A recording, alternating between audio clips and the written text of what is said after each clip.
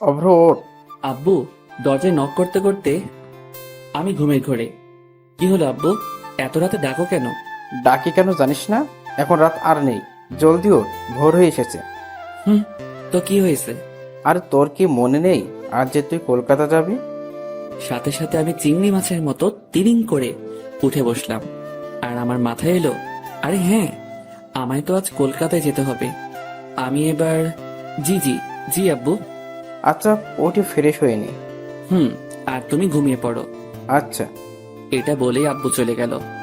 আমি ফোনের স্ক্রিন লাইটটা অন করতে দেখি বাজে এখন 3:45 মতো, আর বাস আছে 4টায়। আমি তাড়াতাড়ি ফ্রেশ হয়ে আব্বুর সাথে দেখা করে বাসার বাইরে চলে এলাম। এখনো 5 মিনিট বাকি, তাই শীতলদার দোকানের সামনে গিয়ে শীতলদাকে রাগাবো বলে, শীতলদা, তুমি এত ভোরে দোকান খোলার মানে কি? কোথায় একটা এত সুন্দর ভাবি আছে, তাকে নিয়ে একটু রোমান্স করবা? তা না, দোকান খুলে বসে আছে। শীতলদা এবার বাইরে এসে, তুই আর কি বুঝবি, বাপের হোটেলে খাস তো। বাপের হোটেলে খাই তো বটে, তার সাথে লেকচারও ফ্রিতে খেতে হয়। আচ্ছা, চা খাবি? হুম, মন্দ হয় না, দাও। আর সিগারেট? না দাদা, আমি ওসব খাওয়া ছেড়ে দিয়েছি। শীতলদা এবার খুব হেসে আমায় খিল্লি করে, ভূতের মুখে রাম নাম। থাম বড় ভাই, থাম। ওই তো, বিশ্বাস করো না, তা কোথায় যাচ্ছিস এত ভোরে? একটা ফ্রেন্ডের বাসা। ফ্রেন্ডের বাসা নাকি? কোনো মেয়ে নিয়ে পালানো প্ল্যান আছে? দেখ কি যে তুমি বলো না। ওয়েট, আমি চা আনছি। ওকে, এবার দেখি আমি যে বাসে যাব সেই বাসটা আসছে। সো আমি হাত তুলতেই শীতলদা, এই, চাটা তো খেয়ে যা। না না, বাস মিস হয়ে যাবে। এটা বলা মাত্রই বাসটা আমার সামনে এসে দাঁড়ালো। আমি বাসে উঠলাম আর একটা সিটে বসে পড়লাম। সাইডে একজন অবশ্য বসে আছে। আমি অতটা খেয়াল না করেই বসে পড়লাম আর কানে ইয়ারফোন লাগিয়ে সিটে মাথাটা রাখলাম। ও হ্যাঁ, আমার পরিচয়টাই তো দেওয়া হয়নি। আমি হলাম অভ্র নীল। আমরা দুই ভাই। আমি হলাম বড় কর্তা, তবে নামেই আমি বড় কর্তা, বাট আমার থেকে ছোট কর্তা সব কাজেতে এক্সপার্ট। আর ভাবছেন আমার আব্বু কেন আমায় কষ্ট করে এত রাতে ডাকছিল? আম্মু তো ডাকতে পারতো। আরে ভাই, সবার কপালে আম্মু থাকে না। আজ থেকে 10 বছর আগে আমার আম্মু না ফেরার দেশে চলে গেছে আমাদেরকে ছেড়ে। ও হ্যাঁ, আমি এখন বেসিক করছি, মানে আব্বুর টাকা বরবাদ করছি। যা আমাদের রাজ্যের হাল মনে হয় না যে টিচিং করে টিচার হতে পারবো। তবুও আব্বুর শখ তাই করতে হচ্ছে। আমাদের তিনজন, মানে আব্বু, আমি আর আমার ছোট ভাই নিয়ে আমাদের ছোট্ট একটা সুখী পরিবার। আমরা দুই ভাই আব্বুর চোখে নয়নমণি, আব্বুর কলিজা। আমায় কলকাতা যেতে দিতেই চাইছিল না, অনেক কষ্টে মানিয়েছি। আসুন গল্পে ফেরা যাক। আমি এবার ব্যাগটা রাখার জন্য উঠলাম এবং সাইডে লাইট অন করা সুইচে হাত দিতেই কে যেন আমার পেটের কাছে একটা ছুরি রেখে, এই, একদম বাড়াবাড়ি করবেন না। যদি এতটুকু বাড়াবাড়ি করেছেন তো এখনই ঢুকিয়ে দেব। ভাই রে, ভয়েস শুনে তো মনে হচ্ছে একটা ইয়ং মেয়ের ভয়েস। আজকাল নাইটেও পকেট মারি হয় নাকি? শালা শুনেছিলাম পকেট মারা নাকি দিনেতেই বের হয়, বাট এখানে এখন, আল্লাহ আমায় বাঁচাও। আমি ব্যাগটা রেখে হাত দুটো উপরে তুলে নিলাম আর কাঁপতে কাঁপতে, দেখুন, আমি আপনাকে আমার সব দিয়ে দিচ্ছি, আমার মোবাইল, আমার পার্স, আমার ইয়ারফোন, আমার জামা প্যান্ট, বাট আমায় কিছু করবেন না। আমার মরতে যে অনেক ভয় লাগে। আমার এখনো বিয়ে হয়নি, বউয়ের সাথে বাসরাতও করা হয়নি। প্লিজ আমায় ছেড়ে দিন। পাশের সিটের পকেটমার মেয়েটা এবার খিলখিল করে হাসতে লাগলো। আবারও দেখি ছুরিটা খুঁচিয়ে, এই, আপনাকে কে পাঠিয়েছে বলুন, নয়তো এখানে আপনাকে প্রাণে মেরে ফেলবো। আমায় আবার কে পাঠাবে? আমি আমার বাসা থেকে আসছি। মেয়েটা এবার ভয়ে ভয়ে, দেখুন, মিথ্যা বলবেন না, আমি জানি আপনি আমায় মার্ডার করতে আসছেন। আমি এখন নিজের দিকেই তাকাচ্ছি আর ভাবছি, শালা নিজের মার্ডারের কথা শুনতে এত হাঁপিয়ে পড়ছি, আমি নাকি আবার অন্যের মার্ডার করতে আসবো। আমায় কি তাহলে কিলার ভাবছে নাকি? না না, আমি শুনেছিলাম এসব মেয়েরা নাকি ছলে বলে কৌশল করার জন্য অনেক কিছু কথা বলে। অব্র ভাই সবকিছু দিয়ে বাস থেকে নেমে পড়, তোর কলকাতা যাওয়া লাগবে না। যদি জীবন থাকে তো কলকাতা যাবি, বিয়ে করবি, আরো অনেক কিছু করবি। আমি এবার একটা হাত পিছনে নিয়ে গেলাম, আমার পার্সটা বের করে ওনাকে দেওয়ার জন্য। এটা উনি নোটিশ করতেই, খবরদার, একদম না। যা শালা, কি চাই তাহলে? হঠাৎ বাসটা একটা ঝাঁকুনি দিতেই মেয়েটার হাতের ছুরিটা নিচে পড়ে গেল, আর সাথে সাথে আমি সুযোগ পেয়ে মেয়েটার দুটো হাত ধরে নিলাম। শালা, আজ আর একে ছাড়বো না। আমি এবার রেগে, কি এবার বাসের সবাইকে ডেকে বলবো যে আপনি একজন পকেটমার? মেয়েটার হাত ছাড়ানোর চেষ্টা করতে করতে, প্লিজ আমায় ভুল ভাববেন না, আমি কোনো পকেট মার না। তো কি শুনি, চোর নাকি ডাকাত? মেয়েটা এবার রেগে, দেখুন, যা তা বলবেন না। উফ, একে তো দোষ করেছেন, আবার তার উপর বাটপারি। আমি এবার মেয়েটার মুখের দিকে নোটিশ করতেই দেখি একটা ওড়না দিয়ে মেয়েটা নিজের মুখটাকে ঢেকে রেখেছে। আমি এবার কড়া চোখে, কি রোহিঙ্গা নাকি মুখ ঢেকে রাখছেন এভাবে? আপনি কে যে আপনাকে বলতে যাব?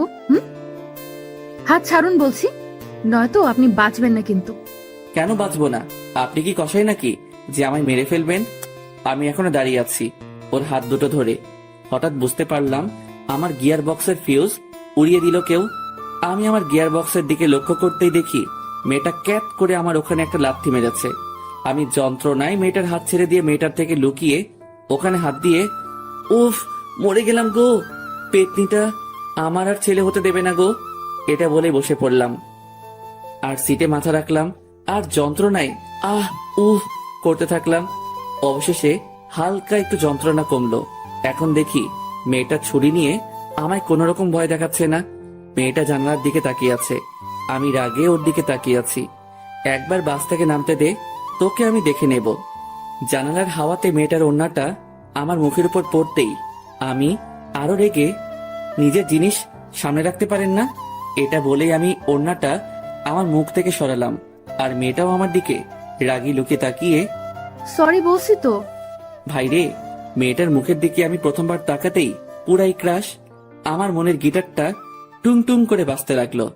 আহা, শালা একটা পকেট মার এত সুন্দরী হবে বলে আমি ভাবতেও পারিনি। ঘোলাটে দুটো চোখ, চোখের উপর নিচে কাজল মাখানো হালকা, নাকে একটা নাক ছাবি, আর দুটো গালে শুধু রাগের ছাপ।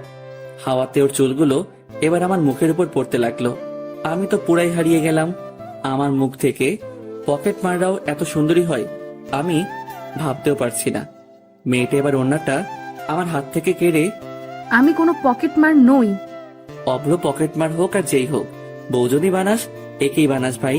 উফ, পরিটা মনে হচ্ছে ওর রূপ দেখতেই থাকি। আমি হালকা হেসে, বুঝলাম আপনি তো পরি। না, আমি সেটাও না, আমি একজন সাধারণ মেয়ে। হুম, আমার তো মেয়ে বলে মনে হচ্ছে না। মানে? আমার তো মনে হচ্ছে আপনি স্বর্গ থেকে নেমে আসা কোনো এখন পড়ি। মেয়েটা হালকা হেসে চুল গুটিয়ে কানের মাথায় উপরে রাখতেই, হাই হাই হাই, আমি আরো ফিদা হয়ে গেলাম। বুকের বাম পাশে হাত দিয়ে মেয়েটার দিকে তাকালাম।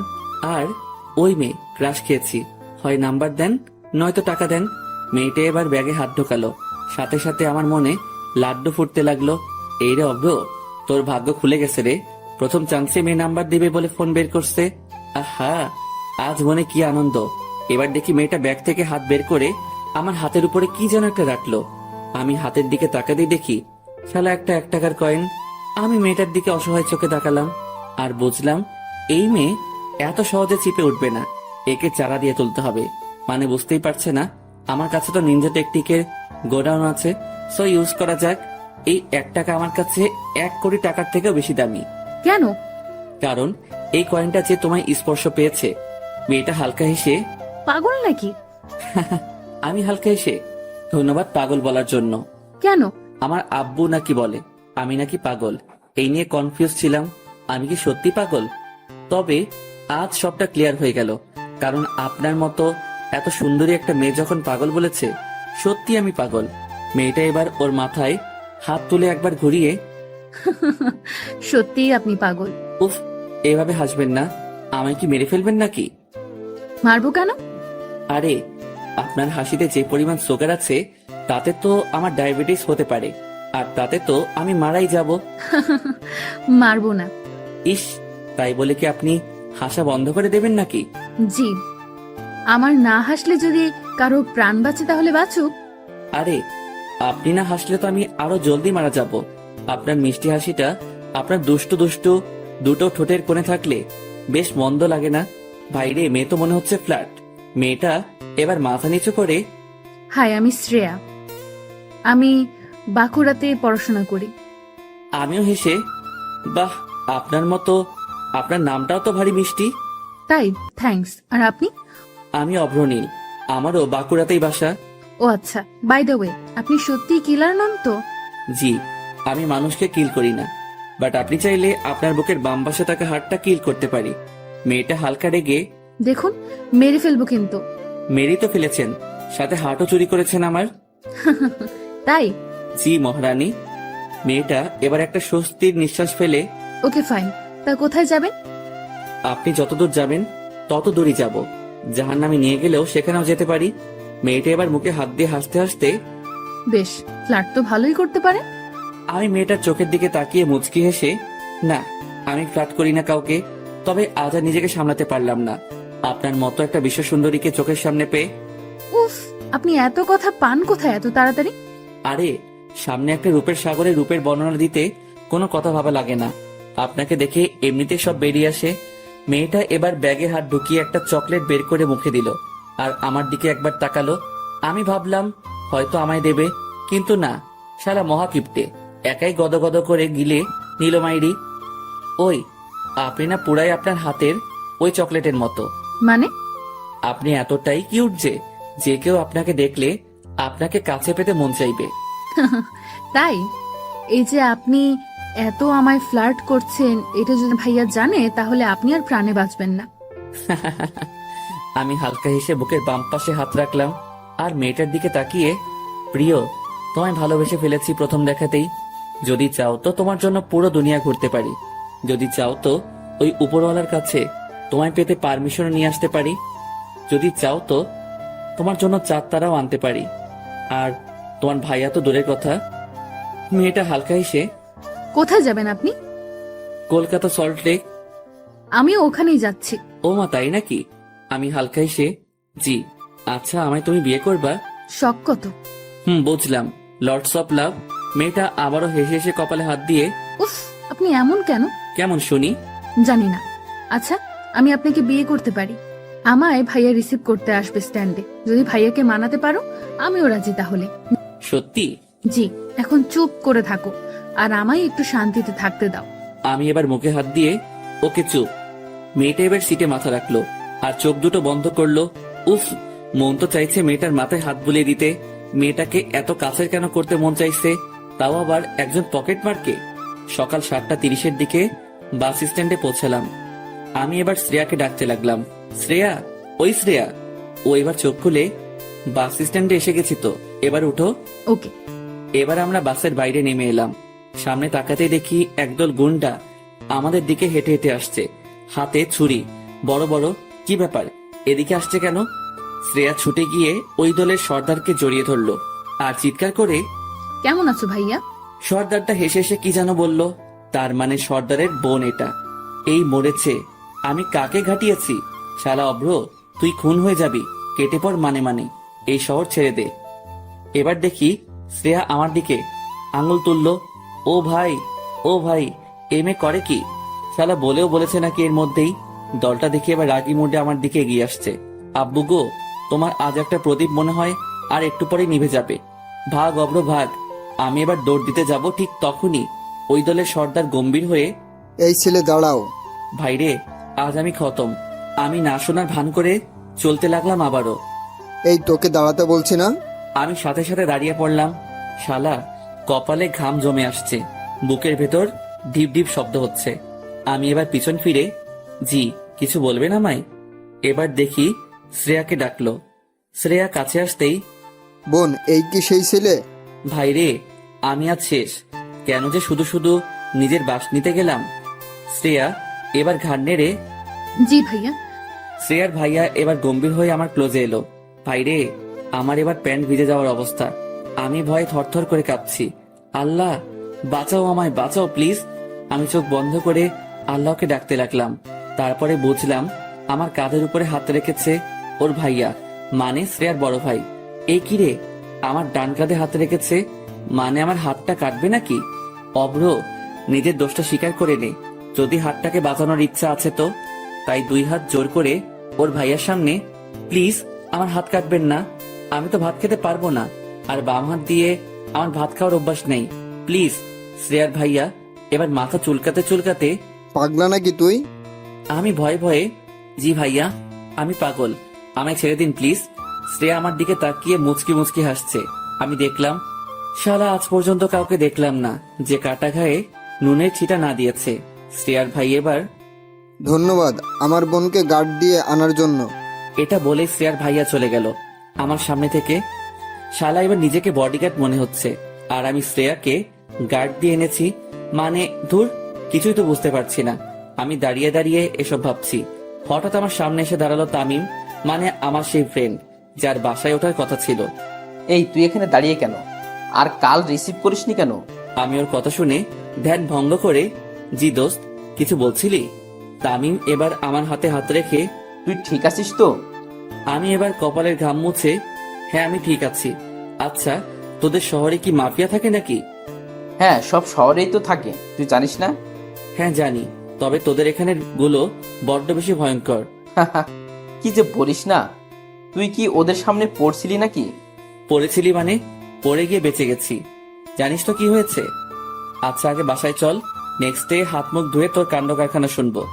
এটা বলেই ও আমায় বাইকে তুলে ওদের বাসায় নিয়ে এলো।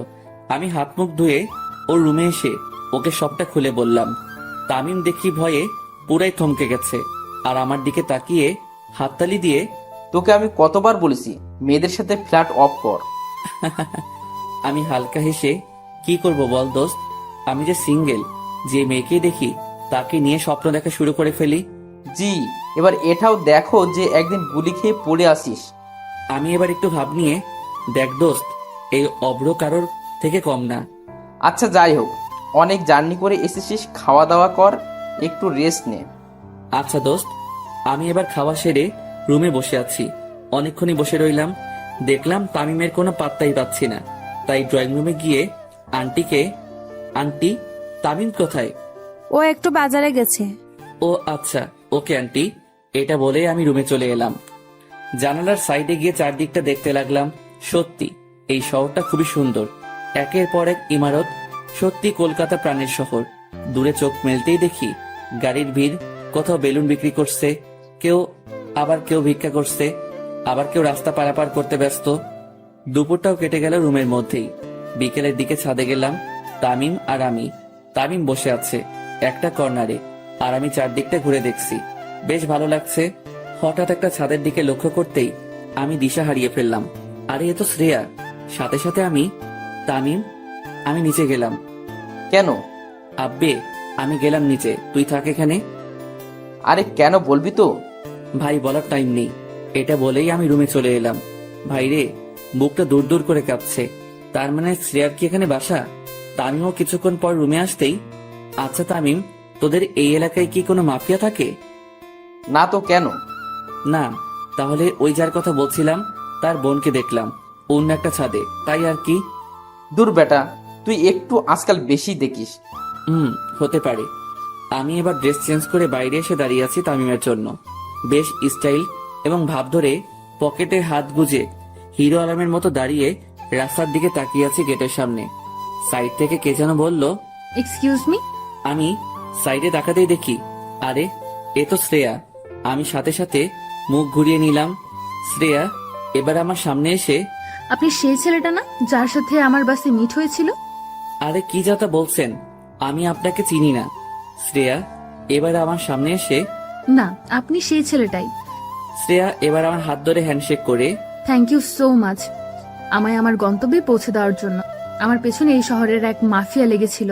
খবর পেয়েছিলাম আমায় নাকি বাসে অ্যাটাক করবে, তাই আমি ভয়ে আপনার সাথে তখন ওরকম ব্যবহার করে ফেলেছিলাম।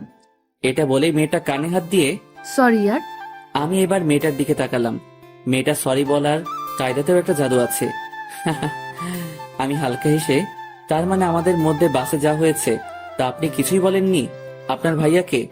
মেয়েটা এবার হালকা হেসে, বাচ্চা ধন, এবার পথে এসেছেন তাহলে, এবার তো বলে দেখতেই হবে। আর হ্যাঁ, তখন আমায় ছাদ থেকে দেখে নেমে গেলেন কেন? ভয় পেয়েছেন বুঝি? আমি এবার আরো একটু ভাব নিয়ে, যা কি যাতা বলছেন, আমি একটা স্মার্ট পোলা, আর আমি আবার ভয়? তাই নাকি? তাহলে এবার বাসে ঘটে যাওয়া ঘটনাটা ভাইকে বলতেই হচ্ছে দেখি। আমি সাথে সাথে ভয়ে চুপসে, প্লিজ ম্যাডাম, এরকম সর্বনাশ করবেন না, আমি এখনো বাঁচতে চাই। ও মা, আপনি যে বাসে বললেন আমায় পেতে নাকি আপনি মরতেও রাজি আছেন। আমি আবারও একটু ভাব নিয়ে, সে আলাদা ব্যাপার। বেশি ব্যাপার করলে না পেপে দিয়ে চেপে দেব। আরে এই মেয়ে তো দেখি বড় শেয়ানা। আচ্ছা, আমি একটু বাইরে যাব, সো আপনি এখন আসতে পারেন। আসতে পারি মানে আমার সাথে এখন তুইও যাবি? কোথায় আর কেন? মার্কেটে। আর কেন মানে? আজ থেকে তুই আমার বডিগার্ড। ও হ্যালো, আমি এখানে ঘুরতে এসেছি, কারোর বডিগার্ড হতে না। সাথে সাথে মেয়েটা আমার দিকে আঙুল তুলে, তাহলে গিয়ে বলি আমার ভাইয়াকে বাসে ঘটে যাওয়া ঘটনাটা। মানে কি, আমায় কিন্তু ব্ল্যাকমেইল করা হচ্ছে। তাতে ক্ষতি কি? দেখুন, আমি কিন্তু পুলিশে কমপ্লেন করব। আমার ভাইয়া সামলে নেবে। কেন, আপনার ভাই কি উকিল নাকি? জি, সব আমার ভাইয়া। এ শহরে ওনার কথাই চলে। আমি এবার আরো বেশি ভয় পেয়ে, আচ্ছা এখন বলুন আমায় কি করতে হবে? চল ড্রাইভ কর। স্লিম চলবে, ভালোই ড্রাইভ করা যাবে। মেয়েটা এবার রেগে, ও হ্যালো, আমি গাড়ির কথা বলছি। আমিও হালকা হেসে মেয়েটার দিকে তাকিয়ে, বেশ ভালো গাড়িটা। মেয়েটা এবার আমার হাতে চাবিকাঠি তুলে, ওই যে গাড়িটা আছে ওইটা আমার, যান নিয়ে আসেন। আমি মেয়েটার দিকে তাকিয়ে রেগে, আমি কিন্তু ড্রাইভার না, এটা বলেই আমি মেয়েটার থেকে দূরে আসবো। ঠিক তখনই মেয়েটা আমার পেটের কাছে পিস্তল রেখে, এবার বল যাবি কিনা। আমি এবার ভয়ে হেসে হেসে আমি যাচ্ছি, এই যাচ্ছি, এটা বলে এগোতে যাব। ঠিক তখনই তামিম বাসা থেকে বেরিয়ে, কিরে কই যাস? আমি তামিমের দিকে অসহায় চোখে তাকিয়ে, ভাই তুই আমায় বাঁচা। তামিম এবার আমার কাছে এসে, কি হয়েছে? ভাই এই মেয়ে। সাথে সাথে মেয়েটা পিছন থেকে পিস্তলটা দেখালো আর শুট করার ইশারা করলো। আমি এতে ভয় পেয়ে, না দোস্ত কিছু না, আজ না অন্যদিন বের হব, আজ একটু আমার ফ্রেন্ডের সাথে বের হব। তামিম এবার মেয়েটার দিকে তাকাতেই শক খেয়ে, তুই পাগল নাকি? মাফিয়ার বোনের সাথে বের হবি? ভাই হাতি পাকে পড়লে যেমন মশাও লাথি মারে, ঠিক তেমন আমার অবস্থা হয়েছে এখন। মেয়েটা এবার আমাদের কাছে এসে, ওই অব্র, চলেন, আমার একটু তাড়া আছে। এটা বলেই আমার হাত ধরে গট গট করে গাড়ির কাছে নিয়ে চলে গেল। আমি নিরুপায় হয়ে ড্রাইভিং সিটে বসলাম, মেয়েটা সাইডে বসলো, আর আমি গাড়ি স্টার্ট দিলাম। এখন অন দা ওয়ে। আমি মেয়েটার দিকে তাকিয়ে, আচ্ছা আপনাকে একটা কথা বলবো? বলুন। আপনি কি সত্যি এমন, নাকি না বাইরের আগের পিছনে একটা ভালো মনের মানুষ লুকিয়ে আছে? মেয়েটা এবার আমার দিকে কড়া চোখে তাকিয়ে, সেটা আপনার জেনে লাভ কি? আমি এবার হালকা হেসে, যতই হোক আমি তো আপনার ফিউচার হাজবেন্ড। সাথে সাথে মেয়েটা আমার দিকে পিস্তল তুলে, গুলি মেরে খুলি উড়িয়ে দেব। আরে কুল, এটা করলে যে আপনি আম্মু হতে পারবেন না। দেখুন, ভালো হচ্ছে না কিন্তু। আপনি আমার প্রাণ বাঁচিয়েছেন, তাই আপনাকে ছাড়তে বাধ্য হচ্ছি। আমার ব্যাকগ্রাউন্ড জানেন না, আজ পর্যন্ত 20টার বেশি খুন করেছি। এবার আমি একটু শান্তি পেলাম, কারণ মেয়েটা আমায় মারবে না, সো একটু বেশি করে মজা করা যেতেই পারে। তাই আমি আরো করবেন। কত ছেলের মন যে আপনি আপনার রূপের পিস্তল দিয়ে খুন করেছেন, সেটা তো আপনাকে দেখেই বোঝা যাচ্ছে। মেয়েটা পিস্তলের নলটা আমার মুখে ঢুকিয়ে দিয়ে, দেব ট্রিগারটা চেপে। আমি ভয় না পেয়ে শ্রেয়ার দিকে তাকালাম, আর মিটিমিটি চোখে তাকাতেই ও দেখি পিস্তল সরিয়ে ওর সিটে গিয়ে বসলো। শ্রেয়া এবার আমার দিকে তাকিয়ে হালকা হেসে, আচ্ছা, আপনার ভয় করে না মৃত্যুকে? জি ভয় করে অনেক, তবে আপনার হাতে মরতে আমার এতটুকু ভয় করবে না। তাই নাকি? এভাবে কত মেয়েকে নিচের জালে ফাঁসিয়েছেন শুনি। কাউকে ফাঁসাতে পারিনি, তবে আপনাকে ফাঁসাতে পারি যদি আপনি পারমিশন দেন। মেয়েটা রাগীর লোকে আমার দিকে তাকালো আর কপালে হাত দিয়ে, ভাগ্যিস তুমি আমার জান বাঁচিয়েছ, নয়তো এখনই। আচ্ছা বাদ দেন, কই যাবেন বলুন? সামনে একটা মল আছে, ওখানে। ওর কথা মতো মলে দাঁড়ালাম এবং ভেতরে ঢুকলাম। উফ, সব মেয়েগুলো পুরাই আগুন। কার দিকে তাকাবো, কারোর দিকে না তাকিয়ে থাকবো, কিছুই বুঝতে পারছি না। তাই আমি একটা জায়গায় গিয়ে দাঁড়িয়ে শুধু মেয়েদের দেখতে লাগলাম। কিছু মেয়ে আমায় পাগল ভেবে হাসতে হাসতে আমার সামনে থেকে চলে যাচ্ছে, আমিও তাদের দেখে হাসছি। শ্রেয়া কোথা থেকে এসে যেন আমার বাম হাতটা ধরে আমার পেটে একটা কিল বসিয়ে দিল আর চোখের দিকে দুটো আঙ্গুল বাড়িয়ে, এখানে আপনাকে মেয়ে দেখানোর জন্য নিয়ে আসা হয়নি। আমি পেটে হাত দিয়ে, ওকে চলুন। উফ, শান্তি মতো দুটো মেয়েও দেখতে পারবো না। মেয়েটা গম্ভীর হয়ে আবারও, আমার সাথে সাথে থাকবেন, আমায় ছেড়ে কোথাও যাবেন না, আমার ক্ষতি হতে পারে। আমি এবার আমার একটু সরল মনে ভাবলাম, না, মেয়েটার সাথে থাকা দরকার, কারণ সত্যি ওর যদি কোনো ক্ষতি হয়। শ্রেয়া এখন ড্রেস চুজ করছে আর একটা ড্রেস নিয়ে ট্রায়াল রুমের দিকে এগোচ্ছে। আমিও পিছনে পিছনে গেলাম। শ্রেয়া ট্রায়াল রুমে ঢুকলো, তখনই আমার মাথায় এলো যদি ভিতরে কোনো ক্ষতি হয় ওর। তাই আমি ট্রায়াল রুমের দরজাটা বন্ধ না করতে দিয়ে, ওয়েট, এটা বলেই আমিও ভিতরে ঢুকে গেলাম এবং দরজা বন্ধ করে হাত গুটিয়ে দাঁড়িয়ে রইলাম। শ্রেয়া দেখি আমার দিকে খুব রেগে তাকিয়ে আছে। আমি এবার মাথা চুলকাতে চুলকাতে, কি হলো, চেঞ্জ করুন। শ্রেয়া আমার দিকে তাকিয়ে, আর ইউ ম্যাড? নো। আরে চেঞ্জ করবেন তো নাকি? আমি আপনার সামনে। হ্যাঁ, আপনাকে তো আমি গার্ড দিচ্ছি। মেয়েটা কি করবে না করবে ভেবে পাচ্ছে না, তাই আমার সামনে এলো। আমার শার্টের কলারটা ধরে, তুই আমার বর না যে ট্রায়াল রুমে তোকে নিয়ে রোম্যান্স করব। যা বের হ। সাথে সাথে কে যেন দরজা ঠেলে ভেতরে ঢোকার চেষ্টা করতেই আমি ওর উপর পড়ে গেলাম। ভর সামলাতে না পেরে আমার ঠোঁট দুটো ওর ডান গালে স্পর্শ হলো। শ্রেয়া এবার আমায় ওর উপর থেকে ফেলে দিয়ে আমার গালে দুটো থাপ্পড় দিল আর আমার দিকে তাকিয়ে, ড্যাম ইট, বেরিয়ে যান। আমি গালে হাত দিয়ে চুপচাপ বাইরে গাড়ির কাছে চলে এলাম। শ্রেয়া শপিং না করে সোজা গাড়ির কাছে এলো এবং আমার দিকে ঘৃণার চোখে তাকালো এবং গাড়ির বাম সাইডে গিয়ে বসলো। আমি কোনো কথা না বলে ড্রাইভিং সিটে বসলাম। গাড়ির স্টার্ট দিয়ে রাস্তার উপরে উঠলাম। কোথায় যাব এখন আমরা? বাসায়। আপনার কই বাসা? আপনি যেখানে এসে উঠেছেন তার সাইডেই। ও আচ্ছা।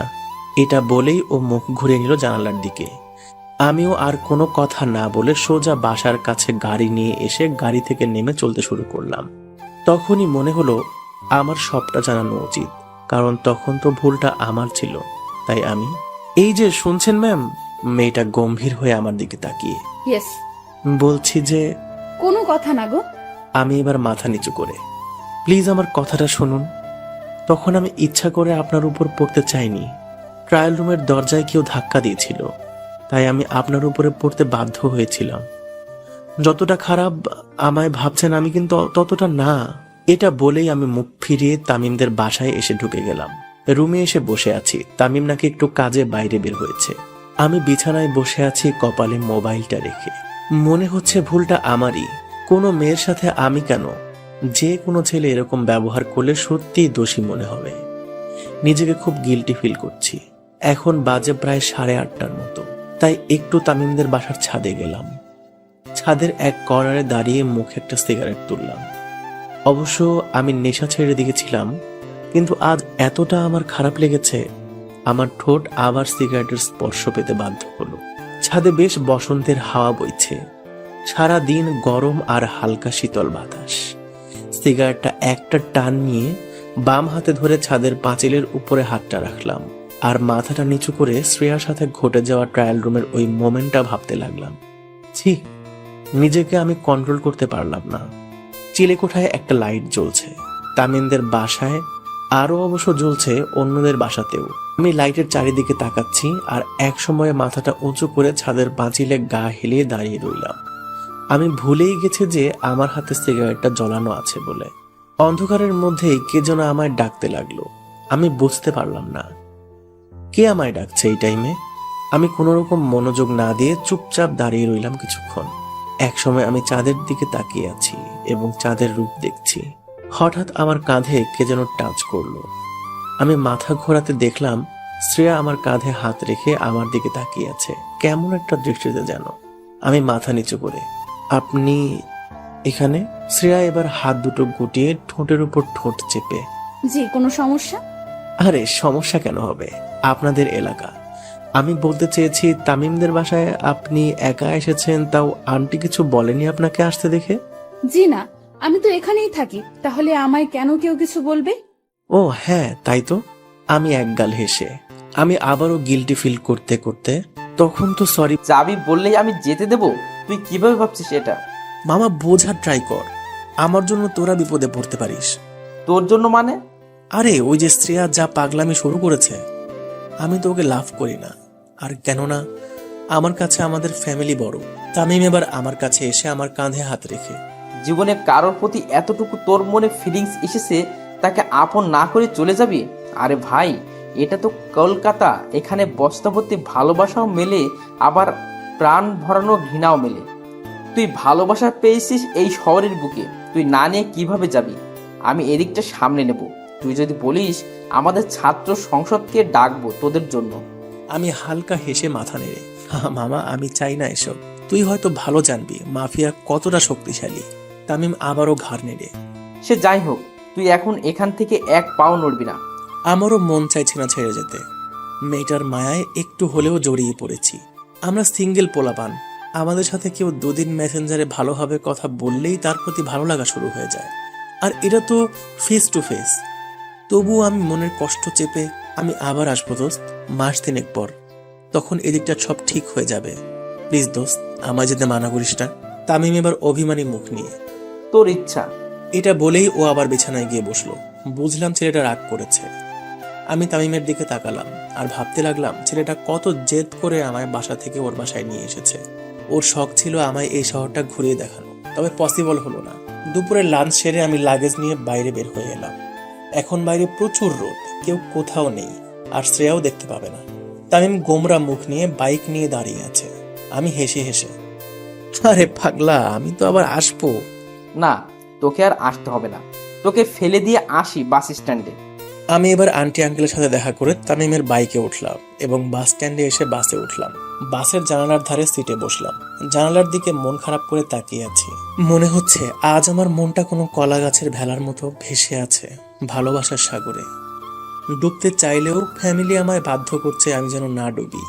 আর মেয়েটা তো একটা চাতক পাখির মতো ভালোবাসার তৃষ্ণা মেটাতে আমার থেকে কিছুটা ভালোবাসা চেয়েছিল, কিন্তু আমি স্বার্থপরের মতো মেয়েটার দিকে মুখ ফিরিয়ে চলে এলাম। আমি সোনার কাঠি খুঁজে পেয়েছিলাম, কিন্তু সোনার কাঠির যত্ন করার ভাগ্য আমার হয়ে ওঠেনি।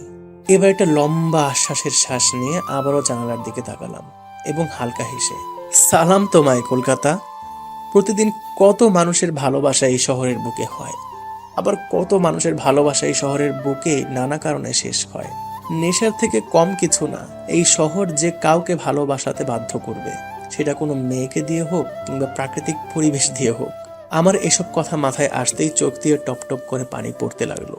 আমি চোখের পানি মুছে একটু শক্ত হলাম এবং আমি বুঝতে পারলাম আমার পকেটে কেউ যেন হাত পড়ছে। আমি সাথে সাথে হাতটা ধরলাম এবং সাইডে তাকিয়ে দেখলাম একটা হিজাব পরা মেয়ে। মেয়েটা বাঁচার জন্য চিৎকার করে, হেল্প হেল্প হেল্প, এই ছেলেটা আমার হাত ধরেছে। সাথে সাথে কতগুলো কলেজ স্টুডেন্ট এগিয়ে এলো। আরে ভাই, মেয়ে ডাকলে তো একটা 70 বছরের বুড়ো লাফিয়ে লাফিয়ে চলে আসবে। স্টুডেন্টগুলো আমার কাছে এসে আমার দিকে তাকালো এবং গম্ভীর হয়ে, বাসে মেয়েদের ইপটিজিং করা হচ্ছে। ভাই এই মেয়ে পকেট মার, আমার পকেটে হাত ঢোকাতে চেয়েছিল, আমি টের পেয়ে ওর হাত ধরেছি। এবার একটা স্টুডেন্ট এলো, বেশ স্টাইলিশ, চুলে কালার করা। সে এগিয়ে এসে বলল, আরে ভাই, এটা পসিবল না, একটা হিজাব পরা মেয়ে কখনো এরকম কাজ করতে পারে না। আমি এবার রেগে গেলাম এবং ওদের দিকে তাকিয়ে, ভাই চরিত্র হিজাবে বোঝা যায় না, হিজাব তো মিয়া খলিফাও পরে। সবাই আমার কথা শুনে চমকে গেল। আমি আরো রেগে মেয়েটার দিকে তাকিয়ে, সত্যিটা বলুন নাকি এখনই থানায় গিয়ে কমপ্লেন করবো আপনার নামে। মেয়েটা এবার ভয়ে ভয়ে। জি জি। এবার একটা বাস স্টপ আসতেই মেয়েটা আমার জোর করে হাত ছাড়িয়ে নেমে গেল। আমি আর কিছু না বলে চুপচাপ বসেই রইলাম এবং খুব সজাগ হলাম, আবার যদি পকেট মারে কেউ। বাট ছাড়া রাস্তায় আর কোনো দুর্ঘটনা হয়নি। আমার বাসাতে এসে পৌঁছালাম। এখন বাজে প্রায় বিকাল 5:30টার মতো। বাসায় এসে ফ্রেশ হয়েই সোজা বেডের বালিশে মাথা দিলাম এবং পকেট থেকে ফোনটা বের করতেই দেখি তামিম অনেকবার কল দিয়েছে। তাই আমি কল ব্যাক করতেই জানতে পারলাম শ্রেয়া আমায় খুঁজছিল। বাট তামিম নাকি শ্রেয়াকে রেগে বলেছে, তোর জন্য ছেলেটা এই শহর ছাড়তে বাধ্য হলো, সব তোর দোষ। তামিমের কথা শুনে আমার মন আরো খারাপ হওয়া শুরু করলো। তামিম এটা কি করলো? আমি ফোন রেখে চুপচাপ বিছানায় শুয়ে রইলাম। 2 দিন পর বেলা 12টার দিকে শীতলের দোকানে বসে চা খাচ্ছি। কেউ নেই, আমি আর শীতলদা ছাড়া। ও তক্তাতে শুয়ে আছে আর আমি হাই বেঞ্চে শুয়ে পা নাড়াচ্ছি আর ইয়ারফোনে গান শুনছি। আমি এবার টের পেলাম দোকানে কেউ যেন ঢুকলো। আমি মাথা তুলে দেখলাম না, কারণ শীতলদা আছে দোকানে, যা দেওয়ার ও দিয়ে দেবে। আমি চোখ বন্ধ করে শ্রেয়া ঘোষালের চল রাস্তায় সাজি ট্রামলাইন আর কবিতায় ছুঁয়ে কাঁপলে আহা উঠতাম কত সুন্দর তুই থার্মোমিটারে মাপলে হিয়া টুপটাপ জিয়া নস্টাল মিছে কুয়াশায় ভেজা দিন আমি ভুলে যাই কাকে চাইতাম আর তুই কাকে ভালোবাসতিস। এই গানটা শুনতে লাগলাম। হঠাৎ আমার সাইডে একজন বডি বিল্ডার এসে দাঁড়ালো মনে হলো। আমি চোখ দুটো খুলে উপরের দিকে করতেই সর্বনাশ, শ্রেয়ার ভাইয়া এখানে কি করে? শ্রেয়া কি তার মানে ওর ভাইয়াকে বলে দিয়েছে সবটা? আমার দিকে শ্রেয়ার ভাইয়া রাগী লোক দিয়ে। কি ব্যাপার? আমার বিশ্বাস হলো না যে এটা শ্রেয়ার ভাইয়া কিনা। দূর, আমার মনের ভুল। তাই আমি চোখ দুটো ঘষে আবারও তাকালাম, দেখলাম আরে সত্যিই তো শ্রেয়ার ভাই। আমি এবার ভয়ে ভয়ে বেঞ্চ থেকে উঠে, জি বলুন। তুই এখানে? জি, আমার এখানে বাসা তো। ও আচ্ছা। আমি ভয়ে কাঁপছি, শালা এখানে কি করে শ্রেয়ার ভাই। আমি এবার, আচ্ছা ভাইয়া একটা কথা জিজ্ঞাসা করতে পারি? কর।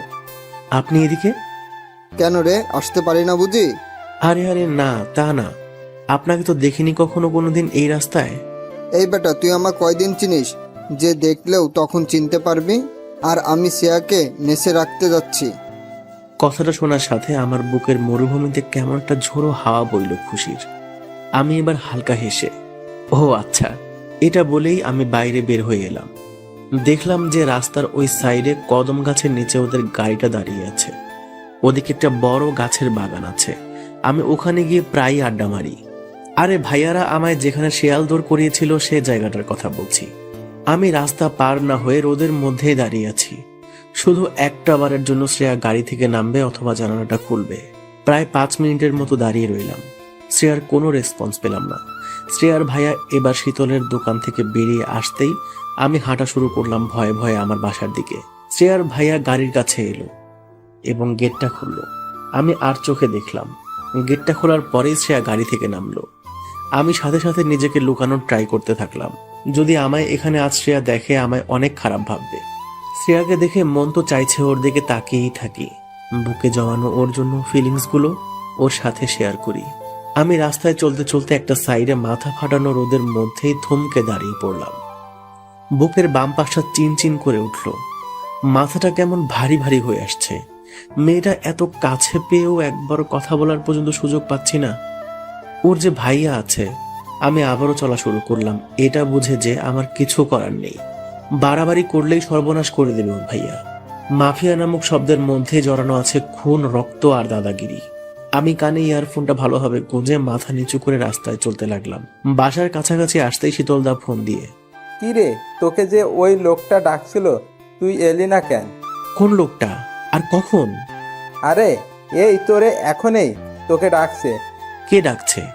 শীতলদার থেকে ফোনটা নিয়ে, এই আমি বলছি রে শ্রেয়া আর ভাইয়া, তোর সাথে ঠিকমতো কথাই হলো না, আয় এখানে একবার। কথাটা শুনে প্রথমে খুশি হলেও পরে মনে হলো আমায় শ্রেয়া কি ভাববে। মনটা শক্ত করলাম এবং আকাশের দিকে তাকিয়ে একটা আশ্বাসের নিঃশ্বাস ফেলে ভাবলাম যা হয় দেখা যাবে। মেয়েটাকে ছাড়া অন্য কিছু ভাবতেও পারছি না। তাই আমি আবারও শীতলদের দোকানের কাছে গেলাম। ভেতরে ঢোকার জন্য দরজার ওপারে একটা পা রাখলাম। শ্রেয়া চায়ের কাপ হাতে নিয়ে আমার দিকে তাকালো আর আমায় দেখে পুরোই আশ্চর্য মনে হয়। ও আমায় এখানে দেখবে কখনো ভাবতেও পারেনি।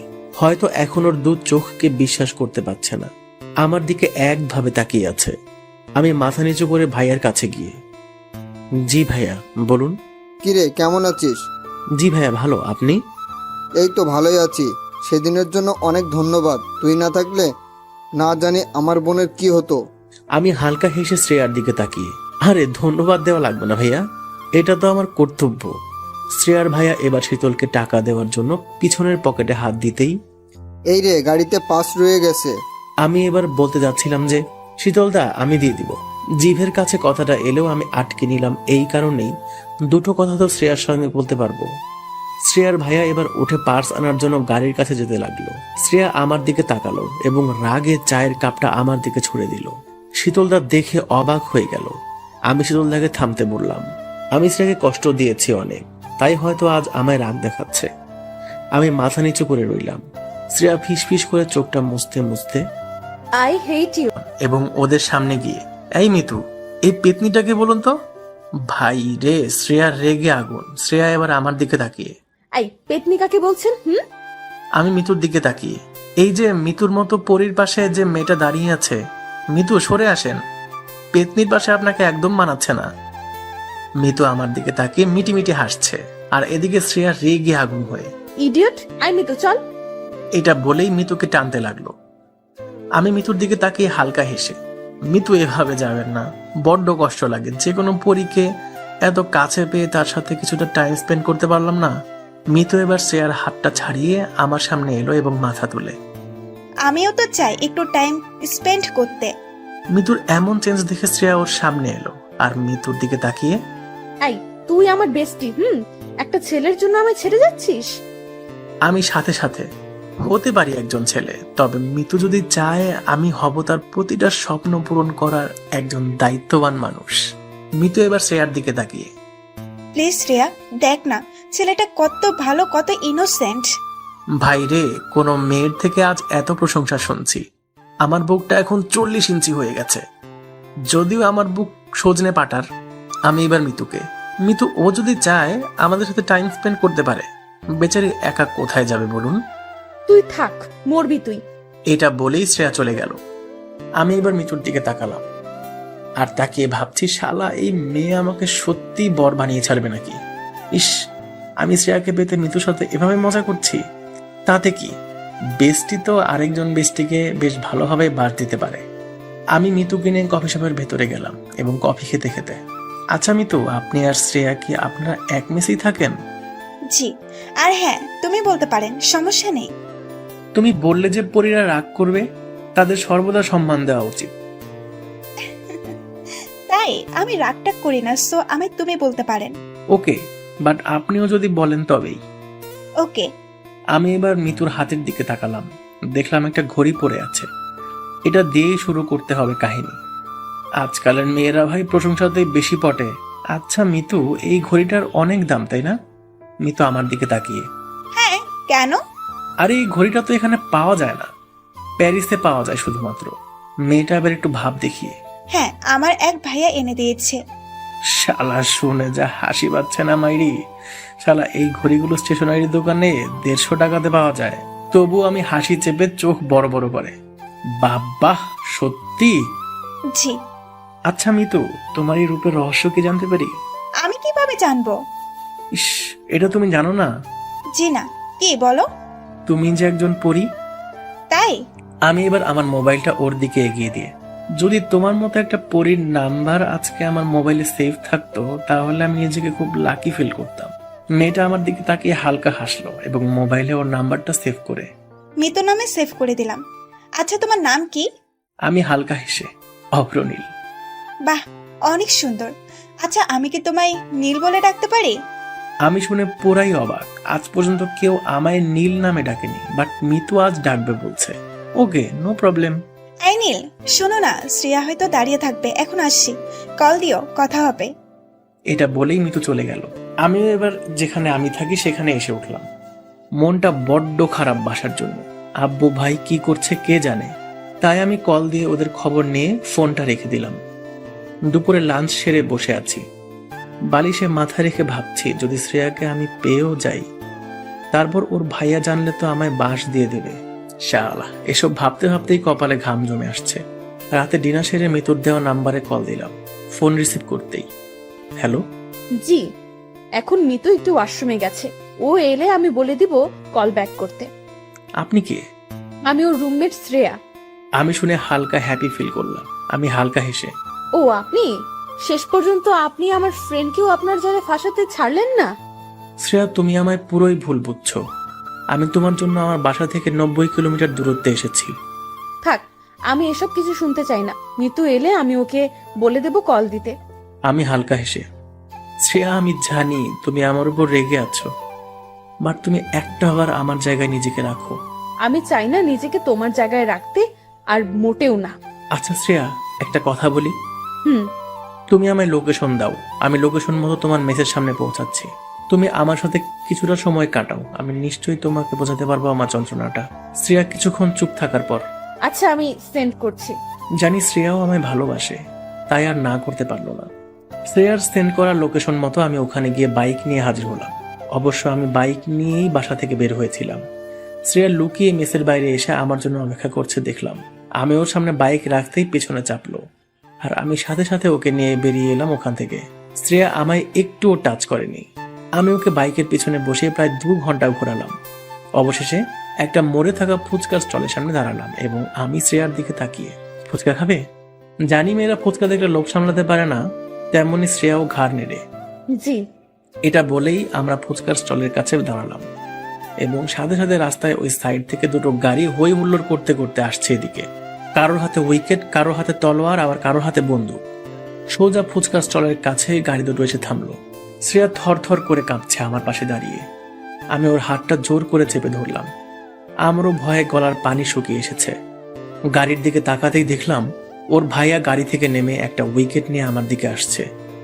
আমার কাছে এসে আমার পায়ে একটা উইকেটের বাড়ি মেরেই, তোর এত বড় সাহস, তুই আমার বোনকে নিয়ে এত রাতে ঘোরাতে বের হয়েছিস? শ্রেয়া ভয়ে কাঁপতে কাঁপতে, ভাইয়া ভাইয়া। চুপ তুই। শ্রেয়া আরো ভয়ে কাঁপতে কাঁপতে অবশেষে কান্না শুরু করে দিল। আমি ওর ডান হাতটা আরো শক্ত করে চেপে ধরলাম।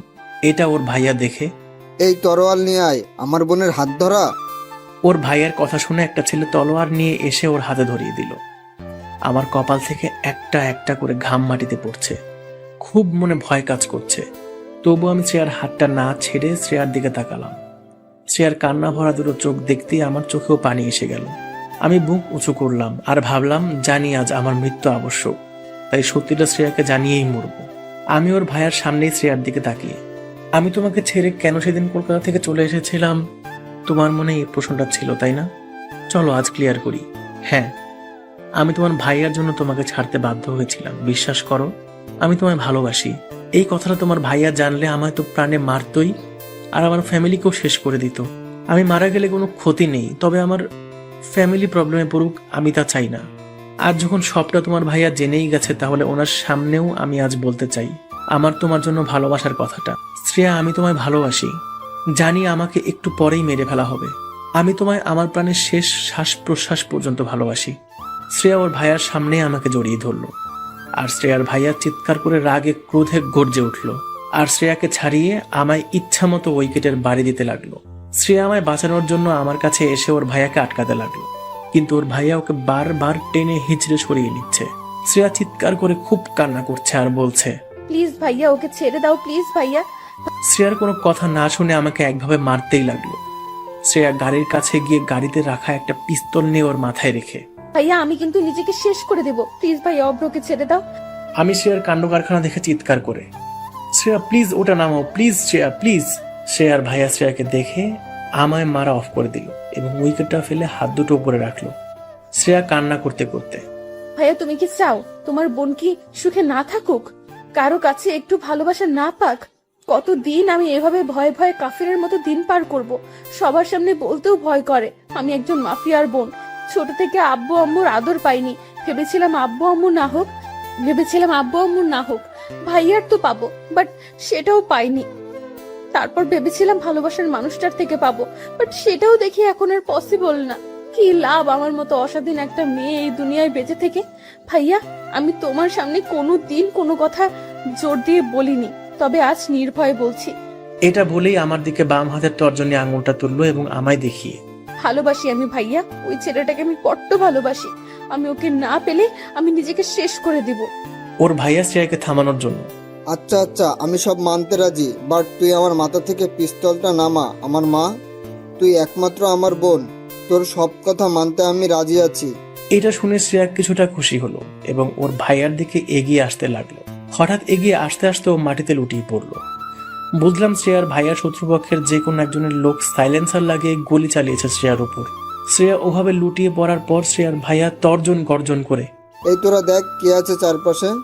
এটা বলেই শ্রেয়ার ভাইয়া শ্রেয়ার কাছে গিয়ে বসে ওর মাথাটা কোলে তুলে গাল চাপড়াতে চাপড়াতে, শ্রেয়া, এই শ্রেয়া, কিরে? আমি পায়ের ব্যথায় উঠতে পারছি না। এখন আমি তবুও লুটিয়ে লুটিয়ে শ্রেয়ার কাছে গেলাম। আমি শ্রেয়ার মুখের দিকে তাকাতে পারছি না। আমার বুকে শ্রেয়াকে হারানোর ভয় হাহাকার করতে লাগলো। আমি ওর সামনে ঝুঁকে, শ্রেয়া কি হলো, চোখ খোলো। আমি ওর গালে হাত দিয়ে নাড়াতে নাড়াতে, কি হলো, কথা বলছো না কেন? ও ভাইয়া, আর এক মুহূর্ত দেরি না করে ওকে গাড়িতে তুলল। আমি মাটিতে লুটিয়ে পড়ে আছি, দাঁড়াতে পারছি না। যতবারই হাত দিয়ে নিজেকে তোলার চেষ্টা করছি ততবারই আমি ব্যর্থ হচ্ছি। বুকের ভেতরে কলিজাটা মনে হচ্ছে এই বের হয়ে আসবে, এতটা শ্রেয়ার জন্য কষ্ট পাচ্ছি। চোখ দিয়ে পানি ঝরছে আর আমি শ্রেয়াকে যে গাড়িতে তোলা হয়েছে আমি ওই গাড়িটার দিকে তাকিয়ে আছি আর প্রার্থনা করছি, হে উপরওয়ালা, আমার ভালোবাসার মানুষরা যেন কিছু না হয়। তুমি চাইলে আমার আয়ু কেটে ওকে দিও, তবুও ওর কিছু ক্ষতি করো না প্লিজ। আমি এগোতে চাইছি হাত মুড়ে মাটির সাথে, আমি তাও পারছি না, কারণ আমার শরীরটা এখন অবশ হয়ে এসেছে। মাথাটা কেমন ঘুরতে লাগলো। আমি এবার চিৎকার করে, শ্রেয়া, তোমার কিছু হবে না, আমি তোমার পাশে আছি। এটা বলেই আমার মুখ থুবড়িকে মাটিতে আমার মাথা পড়ে রইল। ওদিকে শ্রেয়ার ভাইয়া গাড়ির সিটে চেপে স্টার্ট দিয়েছে এবং আমার দিকে একবার তাকিয়ে একজন ওর দলের ছেলেকে, এই একেও তুলে নিয়ে আয়। এটা বলেই ওর ভাইয়া চলে গেল। আমি শুনতে পেলাম শ্রেয়ার ভাইয়ার কথাটা, বাট আমি মুখ তুলে দেখতে পারলাম না। আমি ব্যথা পেতেই সেন্সলেস হয়ে গেলাম। দীর্ঘ 4 ঘন্টা পর আমি চোখ খুললাম হসপিটালের একটা বেডে। আমি চোখ খুলে শ্রেয়াকে খুঁজতে লাগলাম চারিদিকে তাকিয়ে। আমি কাউকে আমার সাইডে দেখতে না পাওয়ায় সাইড দিয়ে চলে যাওয়া এক নার্সকে, ম্যাম এদিকে একটু শুনবেন। নার্সটা আমার কাছে এসে, জি বলুন। আমার সাথে আর একজন মেয়ে অ্যাডমিট হয়েছে, কাইন্ডলি বলবেন এখন সে কত নাম্বার বেডে আছে? কিছুক্ষণ বলতে ওই রাত 12টার দিকে অ্যাডমিট হয়েছে, তাই না? জি। Sorry sir, it's private. ওনার বাসার লোক আমাদের এটা বলতে বারণ করে দিয়েছে কাউকে। আমি নার্সটার দিকে তাকিয়ে অনুরোধ করে, প্লিজ ম্যাম আমায় বলুন প্লিজ, আমার দেখা করা জরুরি ওই মেয়েটার সাথে। Sorry sir, it's not possible. এটা শুনতেই আমার দুটো চোখের সাইড দিয়ে পানি বের হতে লাগলো। নার্সটা আমায় এমন অবস্থায় দেখে, আর ইউ ওকে? আমি হালকা হেসে, কিভাবে ওকে থাকবো বলুন, ভালোবাসার মানুষটাকে ছাড়া কি ভালো থাকা যায়? নার্সটা এবার নিজের আঙ্গুল ঘষতে ঘষতে, মানে যে অ্যাডমিট হয়েছে আপনি তার লাভার? জি ম্যাম, প্লিজ ম্যাম একটা বার দেখতে চাই। বাট আমরা তো বলতে পারবো না। প্লিজ ম্যাম, আপনি যদি কখনো কাউকে ভালোবেসে থাকেন তো এর পেনটা আপনি শিওর ফিল করবেন। নার্সটা এবার মাথা নিচু করে আমার দিকে তাকালো। ওকে, বাট এটা যদি জানাজানি হয় তাহলে আমার জীবন পর্যন্ত যেতে পারে। শুনেছি নাকি ওই মেয়েকে যে নিয়ে এসেছিল সে বড় এক মাস্তান মাফিয়া। ম্যাম আই প্রমিস, আপনি আর আমি ছাড়া এই কথাটা কেউ জানবে না। Okay, room number 22। Okay ma'am, thanks. নার্সটা আর কোনো কথা না বলে চলে গেল। আমি এবার নিচে নামতে যাব, ঠিক তখনই আমার পায়ে ব্যথা অনুভব করলাম এবং বুঝলাম আমার দুটো পায়ে ব্যান্ডেজ করা আছে। আমি চাইলেও যেতে পারবো না। আমি আবারও বালিশে মাথা রেখে শুয়ে পড়লাম আর ভাবতে লাগলাম কেন আমি শ্রেয়াকে বিপদের মুখে ঠেলে দিলাম। আমি রাতে ওকে নিয়ে যদি না বের হতাম তাহলে আজও এই বিপদের সম্মুখীন হতো না। কেন আমি বের হলাম? আমি দোষী, আমি দোষী। হ্যাঁ হ্যাঁ হ্যাঁ, অব্র তুই দোষী, অনেক বড় দোষী। আমি পকেট থেকে মোবাইলটা বের করলাম এই ভেবে যদি শ্রেয়ার ফ্রেন্ড মিতু ওর সাথে থাকে, কারণ ফিমেল ওয়ার্ডে কোনো মেল সাথে থাকা অ্যালাউ করে না। তাই আমি ফোনটা বের করে মিতুর নাম্বারে কল দিলাম। ও লুকিয়ে কলটা রিসিভ করে চুপি চুপি। হ্যাঁ বলো।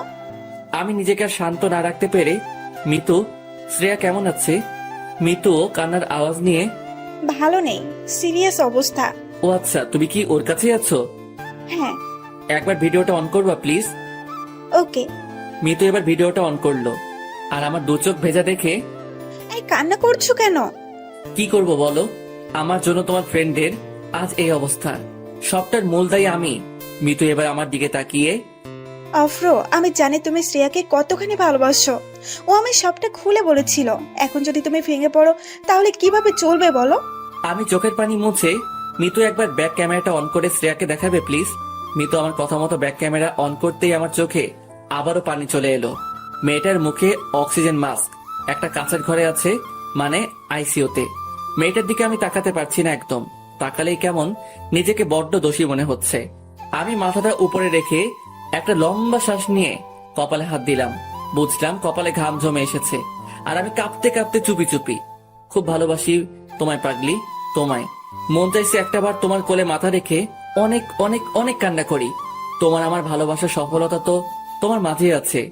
তোমার নামেই এখন আমার প্রতিটা হার্টবিট চলছে। বিশ্বাস করো শ্রেয়া, আমি তোমায় ছেড়ে একা একা আর থাকতে পারছি না।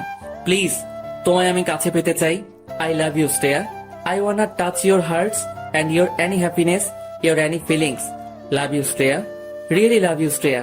আমি ঠোঁটের উপর ঠোঁট রেখে কষ্ট চেপে, আচ্ছা মিতু, এখন রাখি, পরে কল দেব। ওকে, বাট তুমি কোথায়, কোন রুমে আছো?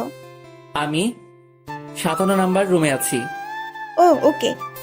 এই অফ্র, শ্রেয়ার ভাই আসছে, রাখো রাখো।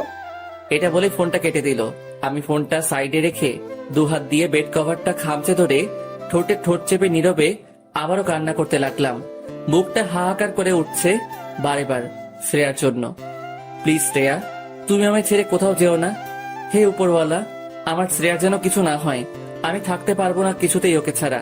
আমি কান্না করতে করতে একসময় হাঁপিয়ে পড়লাম এবং ভোর 5টার দিকে ঘুমিয়ে পড়লাম। আমার ক্লান্ত শরীরে প্রাণ এলো সকাল 11টার দিকে, মানে ঘুম ভাঙলো। আমি দুহাত দিয়ে উঠে বসলাম। দেখি সাইডে আয়া বসে আছে। আমাকে ঘুম থেকে উঠতে দেখেই আমার দিকে মাজন বাড়িয়ে দিল। আমি আয়াটাকে ওয়েট ম্যাম এটা বলে ফোনটা হাতে নিয়ে মিতুকে কল দিলাম, বাট ফোনটা রিসিভ করছে না। আমার মনকে শত প্রশ্ন ঘিরে ধরলো। মিতু কল রিসিভ করছে না কেন? কি হয়েছে? শ্রেয়ার কি সিরিয়াস অবস্থা নাকি?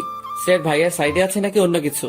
না না, শ্রেয়ার কিছুই হতে পারে না। আমি বুকের বাম সাইডে হাত রেখে আল্লাহকে ডেকে নিজেকে শান্ত করলাম।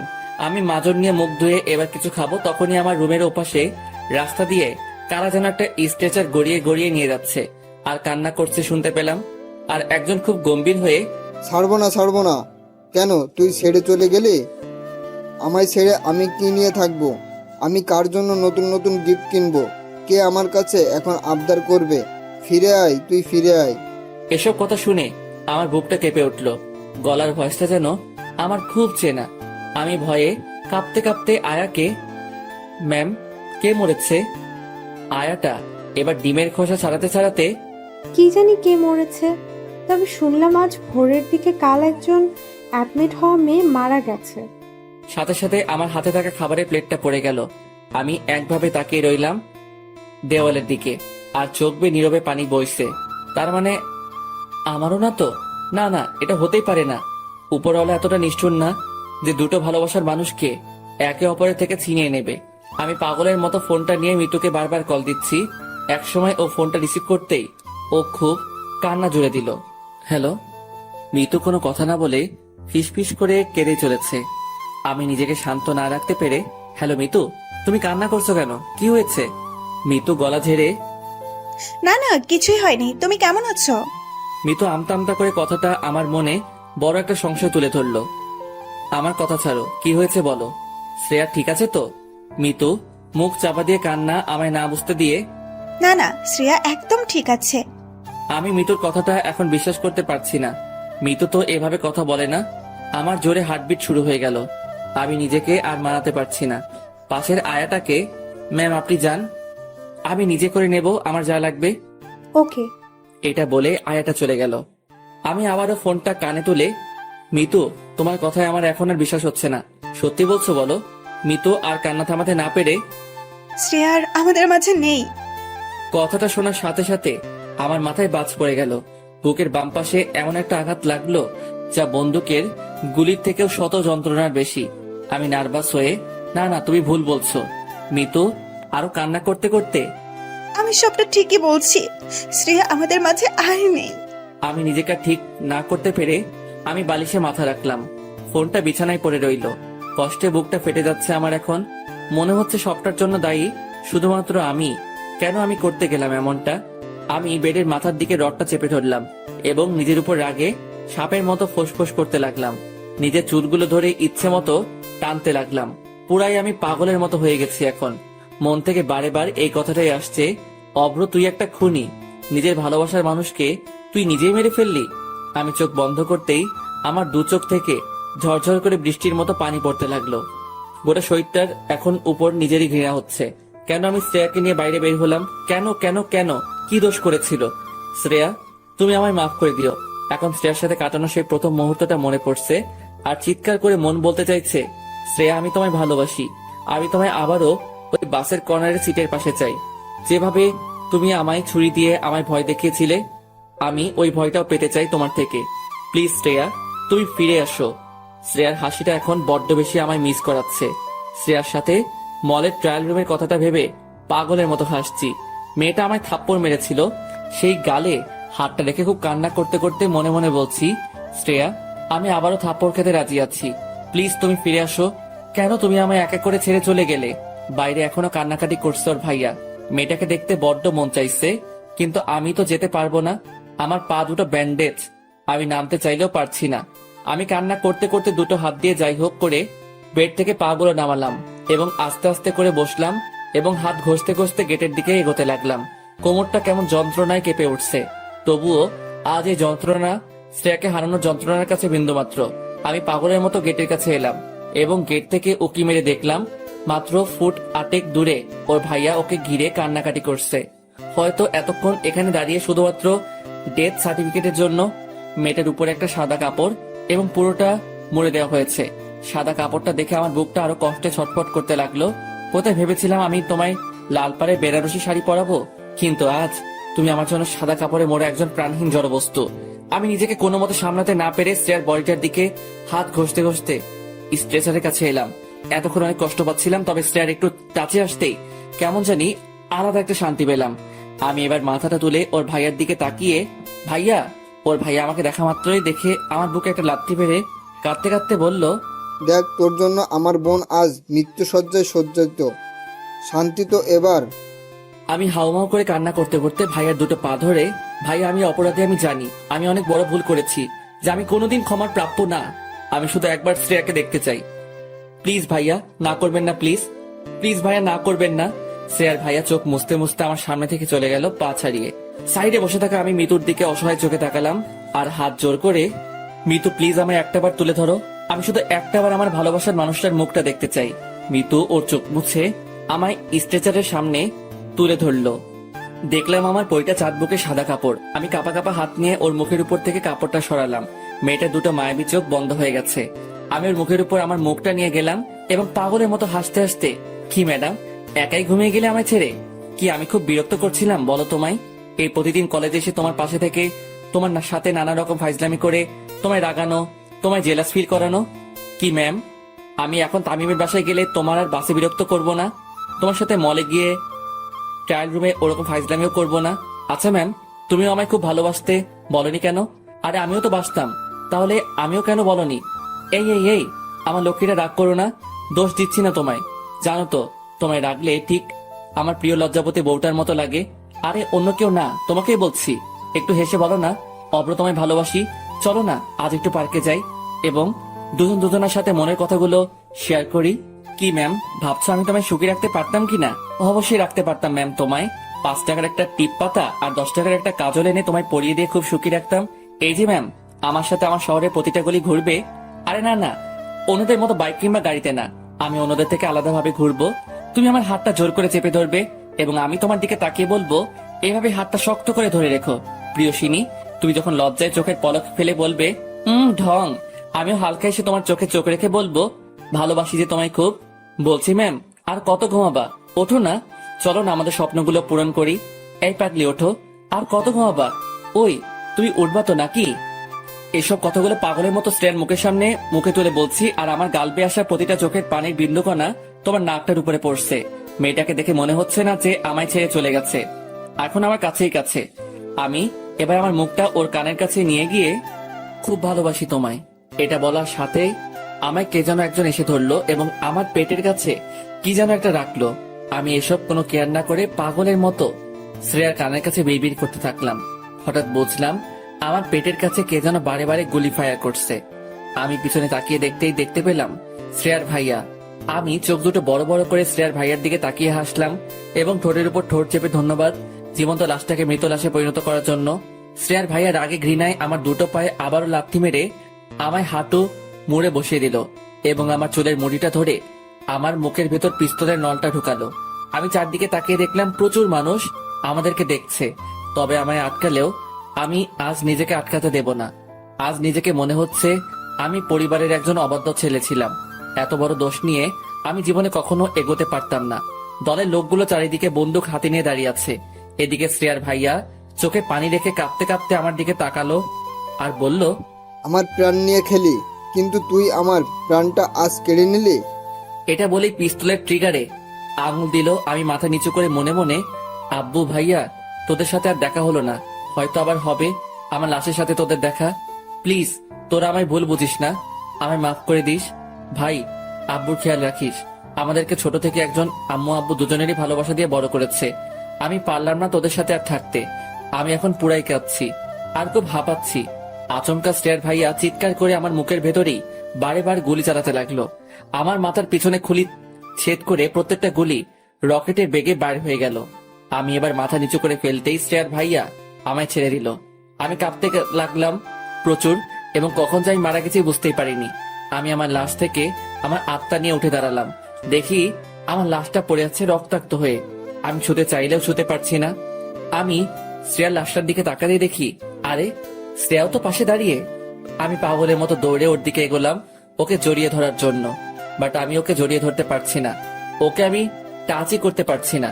আমি বিষণ্ণ হয়ে ওর সামনে দাঁড়িয়ে রইলাম। আর এটা দেখে শ্রেয়া হাসতে হাসতে, কি লেখক সাহেব, ভালোবাসা কি শুধুমাত্র স্পর্শেই হয়? কখনো তো অনুভবেও হয়। কত গল্পে ভালোবাসা স্পর্শে প্রকাশ করবেন, অন্তত এই গল্পে তোমার আমার ভালোবাসা অনুভবেই থাকুক। আমি মাথা তুলে শ্রেয়ার মায়াবী মুখটার দিকে তাকালাম আর হেসে, হ্যাঁ প্রিয়সিনী, স্পর্শে ভালোবাসা তো সকলে ভালোবাসতে পারে। আমরা না হয় অনুভবেই বাসি। আকাশ তো একটাই, তাকে তো স্পর্শ করতে পারি না। তবুও তোমার আমার মতো লক্ষ লক্ষ মানুষ ওই দূরে সাদামাটা নীল আকাশটাকে এত বেশি ভালোবাসে। জি লেখক সাহেব, আমাদের কাহিনীটা তোমার ডায়েরিতে তুলে রাখো। হয়তো পুরাতন হয়ে গেলে সেই ডায়েরির পাতায় ভাঁজ থাকবে, তবুও কখনো মুছে তো যাবে না। ওই দেখো, তুমি আর আমি কেমন শান্তি হয়ে ঘুমাচ্ছি। চলো, এই ঘুমের মধ্যেই আমরা আমাদের স্বপ্নগুলো পূরণ করে আসি। আচ্ছা চলো।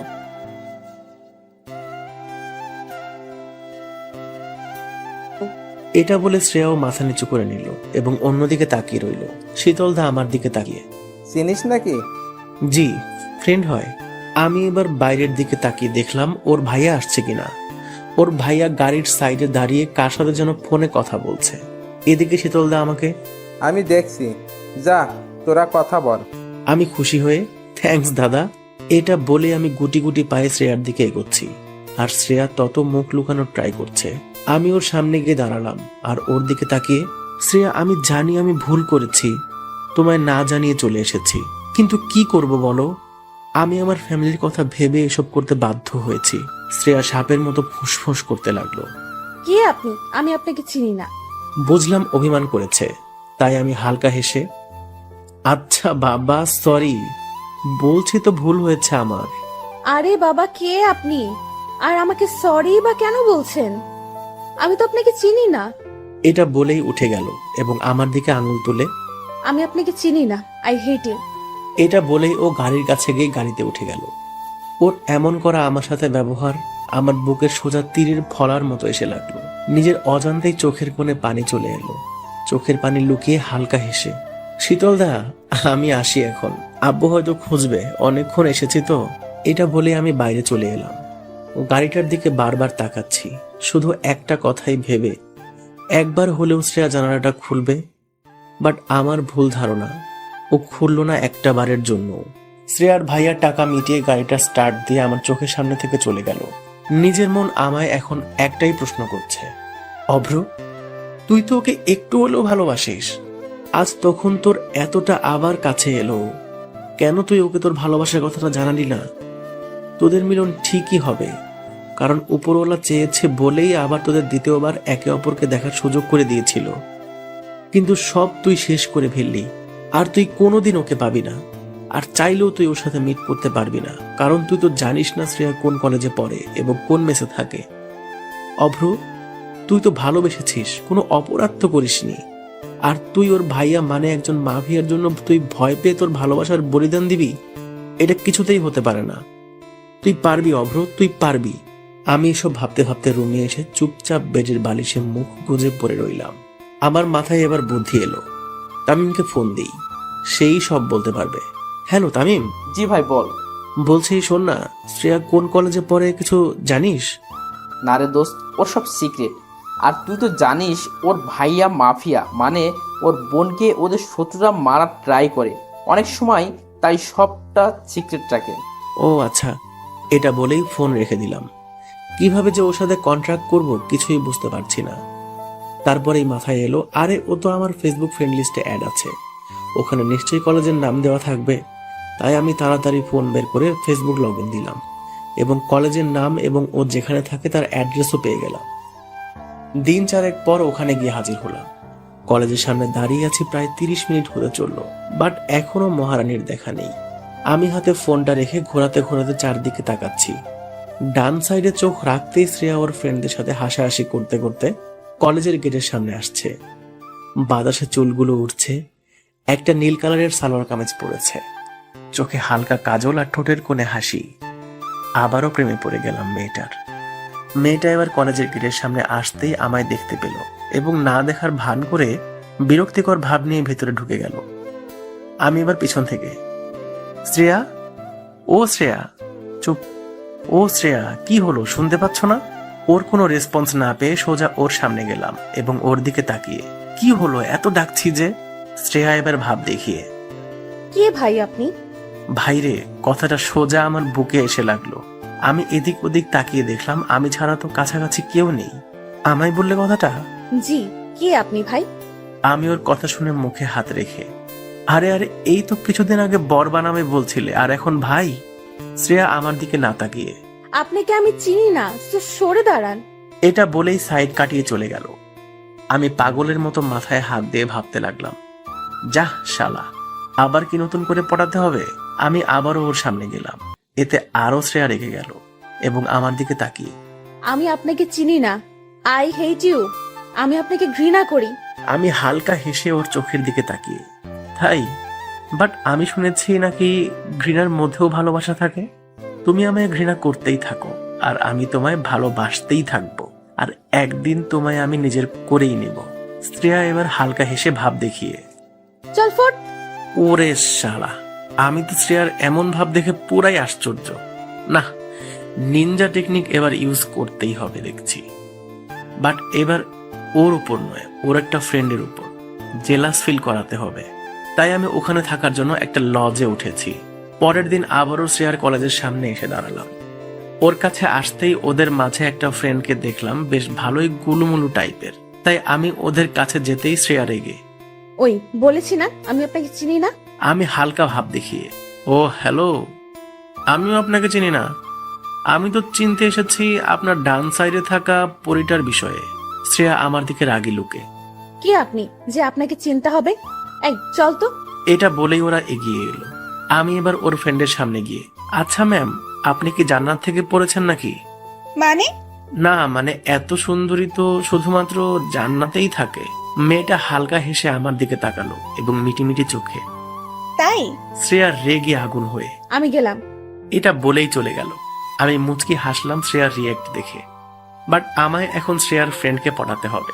তাই আমি, আচ্ছা আমি কি জানতে পারি আমার সামনে দাঁড়িয়ে থাকা পরিটার নাম? কেন? আমার ফ্রেন্ডের বড় ভাইয়ের কাল বেবি হয়েছে। আমার ফ্রেন্ড বলেছে তার ভাতিজির নাম নাকি কোনো পরীর নামে রাখবে। আর আপনি তো কোনো পরীর থেকে কম না, তাই যদি আপনি বলতেন। মেয়েটা আমার দিকে তাকিয়ে, আমার নাম মিতু। হাউ সুইট, আপনার নামের মতো আপনিও অনেক সুইট। বাসায় সুগার শেষ হলে আপনাকে নিয়ে যাব, আপনি হালকা হেসে দেবেন, ব্যাস আমার বাসায় কখনো সুগারের অভাব হবে না। মেয়েটা মুখে হাত দিয়ে আমার দিকে তাকালো এবং হাসতে হাসতে আমি আবারও, এই শোনো না, কি? আপনার ঠোঁটের হাসিটা একটু সামনে রাখেন। কেন? না মানে আপনার হাসিতে এতটাই মায়া আছে যা সব ছেলেদের পাগল বানিয়ে ছাড়বে। ভাইরে, মেয়ে আমার দিকে তাকিয়ে হেসেই যাচ্ছে এবার, আর ওদিকে দূর থেকে শ্রেয়া আমাদের নোটিস করছে। মিতু শ্রেয়ার কাছে যেতেই বুঝলাম শ্রেয়া ওকে ভীষণভাবে বকাবকি করছে। আমি তো শুধু এবার শ্রেয়াকে জ্বালাবো, আমায় চেনে না বলে কিনা, চিনিয়েই ছাড়বো। আমি এবার দাঁড়িয়ে দাঁড়িয়ে ওদের মজা দেখছি। আমার দিকে শ্রেয়া তাকিয়ে আমার দিকে রেগে গট গট করে এগিয়ে এলো আর আমার সামনে দাঁড়িয়ে হাত গুটিয়ে, এগুলো কি হচ্ছে শুনি? আমি হালকা হেসে মাথার চুল ঠিক করতে করতে, যখন দেখলাম আগেরটা পাত্তা দিচ্ছে না, তখন আর তার পিছনে পড়ে থেকে লাভ কি? কবি বলিয়াছেন, একজন ছেড়ে গেলে আবারও একজনকে ধরো, মনে দুঃখ পেও না ভাইরে। শ্রেয়া আরো রেগে বাঘের থাবার মতো দুটো হাত আমার মুখের কাছে এনে, উফ, তোর কবির গুষ্টি কিলাই, যদি দেখছি না আমার ফ্রেন্ডের পেছনে পড়ে আছিস, আর তাহলে কিন্তু তোকে আমি খুন করে ফেলবো। আমি ওকে আরো রাগানোর জন্য, খুব কষ্ট হচ্ছে বলো, তোমার ফ্রেন্ডকে পাত্তা দিচ্ছে এই ছেলেটা, বাট তোমায় পাত্তা দিচ্ছে না। আহা গো সোনা আমার, খুব কষ্ট হচ্ছে বলো। ভাই রে, শ্রেয়া এখন পুরাই আগুন। অভ্র পালা তুই, নইলে তোর আজ খবর আছে। আমি আবারও দুষ্টুমি করে, তুমি হলে আমার বেহুলা, জানি এখনো তুমি আমায় বাসো ভালা, তবে কেন করো এত ছলনা? ওহে বলো না প্রিয় ললনা, এটা বলেই দৌড় দিলাম। আর ওদিকে শ্রেয়া রাগে একটা স্যান্ডেল ছুঁড়ে, তা হারামি তোর কবি হওয়া, কাল থেকে যদি আশেপাশে দেখছি আমি কি করতে পারি। কেন গো, কিস করবা বুঝি? শ্রেয়া এবার রেগে মাটিতে লাথি মারছে। আমি এবার মিতুর দিকে তাকিয়ে হাত তুলে, বাই পরি।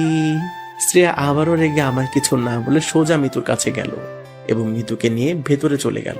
আমি এখনো দাঁড়িয়ে আছি, আর যেখানে থাকি ওখানে গিয়ে করবোটা কি? আমি তো একা। সো ওখানে বোর হওয়ার থেকে কলেজের সাইডে একটা কফি শপ আছে, সেখানে গিয়ে বসি। কফি শপে দীর্ঘ 1 ঘন্টা বসে আছি। আমি মোবাইল টিপছি ঘাড় নিচু করে। সামনে তাকাতেই দেখি, আরে মিতু আর শ্রেয়া কখন এলো? এরা দুজন একে অপরের সাথে গল্প করছে। মিতু আমার দিকে মুখ করে বসেছে। আমি এবার হাত তুলে, আরে হাই, এখানে কখন এলেন? শ্রেয়া পিছনে ফিরে আমাকে দেখতেই ও উঠে মিতুর হাত ধরে, আইনি তো চল, ফালতু ছেলে একটা, মেয়ে দেখলে শুধু গায়ে পড়ার ধান্দা। আমি শ্রেয়ার কথায় পাত্তা না দিয়ে মিতুর দিকে তাকিয়ে, এই যে মিস, কোল্ড কফি নাকি হট কফি? জানি এত সুন্দরী মেয়ের কোল্ড কফির থেকে হট কফিটাই ফেভারিট। মিতু আমার দিকে তাকিয়ে হালকা হেসে মুখ বাঁকিয়ে, ওহ না, আমার কোল্ড কফি। এই রে শালা, মেয়ে পটাতে গিয়ে উল্টাপাল্টা বলে ফেলেছি। যাই হোক, একে ঠিক আমার লাইনে নিয়ে আসতেই হবে।